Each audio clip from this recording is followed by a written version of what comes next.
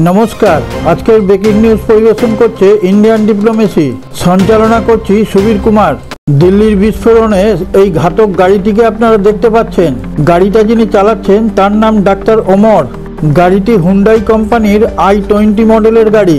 গাড়িটির number HR26CE 7674। এখন যেটা জানা যাচ্ছে এই গাড়িটি 3টে নাগাদ এইখানে পার্ক করা হয়। 6টা নাগাদ আবার গাড়িটি বেরিয়েও যায়। তারপর সেই সন্ধিক্ষণে গাড়িটি এসে হাজির হয় চাঁদনি চক স্টেশন থেকে 250 মিটার দূরে। গাড়িটি এসে রেড সিগন্যালে যখনই এসে দাঁড়ায় তৎক্ষণাৎ গাড়িটিকে ব্লাস্ট করানো হয়। তখন সন্ধে ঠিক 6:52। প্রথমে শোনা যাচ্ছিল ডক্টর ওমর গা ঢাকা দিয়েছে, কিন্তু কিছুক্ষণ আগে জানা যায় তিনিও মারা গেছেন। সেই সময় এখানে প্রচুর লোকজন ছিল। শেষ খবর পাওয়া পর্যন্ত 13 জন মারা গেছে এবং 30 জনের বেশি আহত হয়েছেন। এই ব্লাস্টের আওয়াজে মানুষ দৌড়াদৌড়ি শুরু করে। যারা মারা গেছেন তাদের অধিকাংশেরই শরীর ছিন্ন ভিন্ন হয়ে গেছে। ডক্টর ওমরের 2 ডাক্তার বন্ধু এবং এক মহিলা ডাক্তার অ্যারেস্ট হয়ে যাওয়ার পরই ডক্টর ওমর মনে করেন তিনিও ধরা পড়ে যাবেন। মনে করা হচ্ছে সেই আতঙ্কেই তড়িঘড়ি এই ডাক্তার ওমর এই গাড়িটিকে নিয়ে ব্লাস্ট করায়। এদের সঙ্গে পাকিস্তানের জৈশি মোহাম্মদ জঙ্গি গোষ্ঠীর যোগ পাওয়া গেছে। এই গাড়িটি 13 বছর আগে প্রথম কিনেছিলেন মোহাম্মদ সলমান। তারপর আরও 3 বার এই গাড়িটি বিক্রি হয়।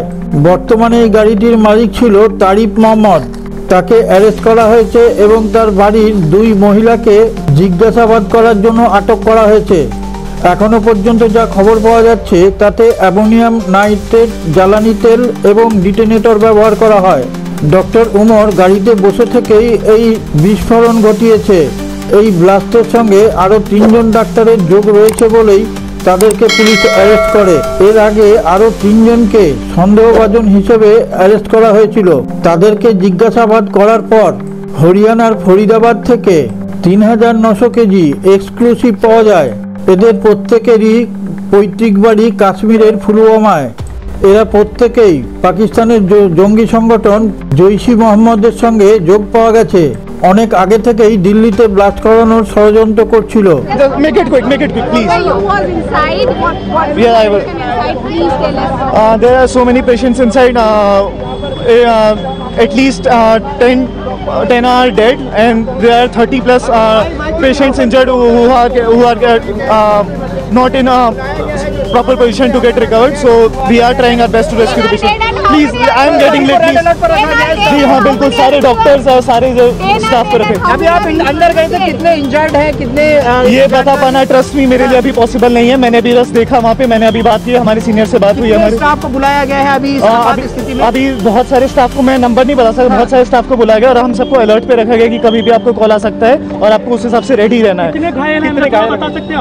घायल तो यहाँ पे 30 से ज्यादा ही है। बाकी अभी देखते हैं कितना क्या चल रहा है। कितनी लगोगी? ये मैं 10 के ऊपर है, बाकी अभी मैं पता बताइए भाई। हमले के पीछे जो ब्लास्ट हुआ इसके पीछे कोई आतंकी हमला है या कोई भी प्लानिंग यहाँ पर की जा रही है? देखिए, हम सभी एंगल्स को ओपन रखकर सभी दृष्टि से जांच करें। घटना किस कारण से हुई ये अभी कहना बहुत मुश्किल है। जब तक विस्फोट के स्पॉट पर से जो स्पेसिमेंस मिलेंगे, इसका जब तक FSL का एनालिसिस, NSG का एनालिसिस नहीं होता, इसके बारे में कुछ भी करना दिक्कत है। मगर हम किसी भी एंगल को बंद नहीं मानते हैं। सभी एंगल का हम दृढ़ता के साथ आगे जांच करें। धन्यवाद। आज करीब 6:52 पे एक यहाँ पे रेड लाइट पे एक स्लो मूविंग व्हीकल जो रेड लाइट की तरफ आके रुका था, उसमें एक ये एक्सप्लोजन हुआ है। उस वक्त गाड़ी के अंदर जो पैसेंजर्स उसके अंदर ही थे और इस एक्सप्लोजन से जो है आसपास की गाड़ियों में भी क्षति हुई। जैसे ही इसकी खबर मिली, हम सारी एजेंसीज जो है Delhi police, FSL, NIA, NSG, उनकी टीम्स यहाँ पे आ चुकी हैं और हालात का जायजा भी ले रही है। हर तरीके से इस जो है एक्सप्लोजन के बारे में जांच की जा रही है और जल्दी ही इसका आकलन करके इसका जो भी रिजल्ट निकलेगा वो आपको बताया जाएगा। इस इंसिडेंट में कुछ लोग को इंजरीज भी आई हैं और कुछ लोगों की डेथ भी हुई है। तो वो अभी हालात का जायजा लिया जा रहा है और एग्जैक्ट फिगर्स जो हैं आपको कुछ ही देर में बता दी जाएंगी।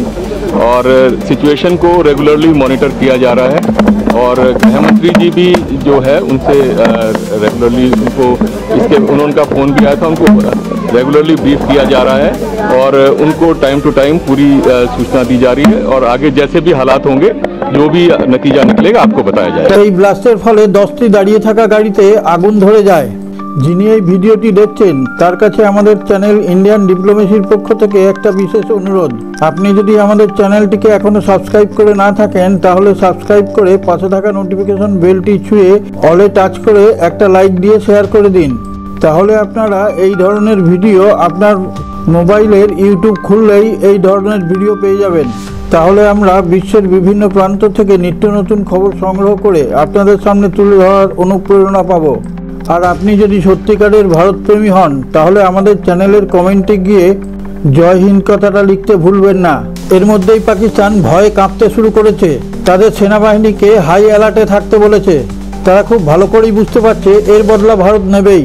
15 আগস্টে নরেন্দ্র মোদী কি বলেছিলেন সেটা শুনুন। आज 15 अगस्त का एक विशेष महत्व भी मैं देख रहा, मुझे बहुत गर्व हो रहा है।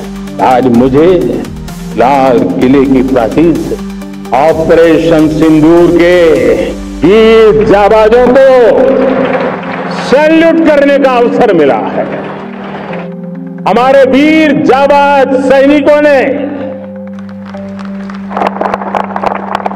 22 अप्रैल को पहलगाम में सीमा पार से आतंकियों ने आकर के जिस प्रकार का कत्ले आम किया, धर्म पूछ करके लोगों को मारा गया, पत्नी के सामने पति को गोलियां दी, बच्चों के सामने अपने पिता को मौत के घाट उतार दिया गया।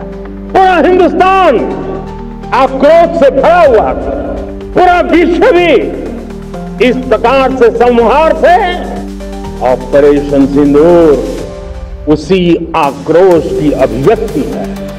আপনি শুনলেন 15 আগস্টে ভারতের প্রধানমন্ত্রী নরেন্দ্র মোদী কি বলেছিলেন। আমরা প্রত্যেকটি ভারতবাসী চাই পাকিস্তান যেন একবারে ম্যাপ থেকেই মুছে যায়। এরা শুয়োরের জাত, এদের কোনো মুখের কথাতে কাজ হবে না। ভারতকে শান্তিতে রাখতে হলে এদেরকে মুছেই দিতে হবে। বর্তমানে যা শোনা যাচ্ছে আমাদের স্বরাষ্ট্রমন্ত্রী তড়িঘড়ি একটি মিটিং ডেকেছে নিউ দিল্লিতে।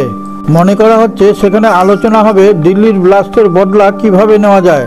সেখানে 3 বাহিনীরই সেনাপ্রধানকে ডাকা হয়েছে। सारे जहां से अच्छा हिंदुस्तान हमारा हमारा, सारे जहां से अच्छा